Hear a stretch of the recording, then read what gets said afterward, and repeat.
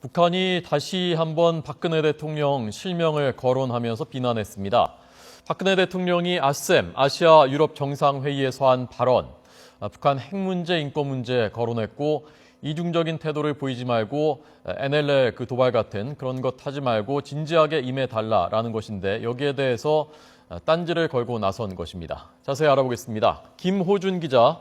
네, 정치부입니다. 네, 자 북한의 의도가 무엇이라고 볼 수 있습니까? 네, 북한은 먼저 박근혜 대통령이 아시아 유럽 정상회의 아셈에서 북한의 핵 개발과 인권 문제를 지적한 데 대해 비난했습니다. 북한의 대남기구 조국평화통일위원회 대변인은 박 대통령 발언은 또 하나의 용납할 수 없는 정치적 도발이라고 주장했습니다. 그러면서 모처럼 마련된 남북대화 분위기를 망치는 엄중한 망발이라고도 했습니다. 앞서 박 대통령은 아셈 정상회의 자유토론 세션에서 서해 NLL 총격전 등을 언급하며 북한이 이중적인 면에서 벗어나 진정성을 갖고 대화의 장에 나와야 한다고 촉구했습니다. 박 대통령은 또 북한의 핵과 인권 문제도 지적했습니다.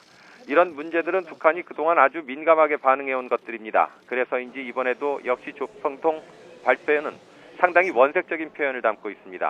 입을 잘못 놀리는 악습 때문이라든지 세월호 참사를 비롯한 각종 참극을 빚어 만인의 규탄 대상이 되고 있다든지 격렬하게 반응했습니다. 네, 북한이 우리 쪽 언론에 대해서 문제 삼는 경우가 많은데 만약에 우리 쪽 언론이 이런 표현을 상대방에 대해서 했다면 뭐 대화는 완전히 파국이지 않겠습니까? 북한이 지금 대화 국면으로 가는 그 길목, 그 갈림길에서 지금 이런 행동을 하는 것은 대체 무엇 때문이라고 볼 수가 있습니까? 네, 이번 조평통 대변인 발표만 보더라도 남북 대화에 영향이 있을 수 있다는 엄포가 곳곳에 나타나 있는데요. 조평통 대변인은 박 대통령의 아셈 발언과 관련해 앞에서는 대화를 운운하고 돌아앉아서는 상대방을 헐뜯는 것이야말로 이중성의 극치가 아닐 수 없다고 비난했습니다. 또 남북 대화를 하고 관계 개선을 하자면 무엇보다 상대방에 대한 초보적인 예의라도 지킬 줄 알아야 한다고 강조했습니다.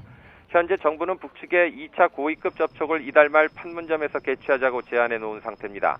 북한은 남북 대화를 전제 조건으로 서해 NLL 문제나 민간단체의 대북전단 살포 중지 같은 자신들의 관심사를 먼저 해결해 보려는 의도를 갖고 있는 것 같습니다.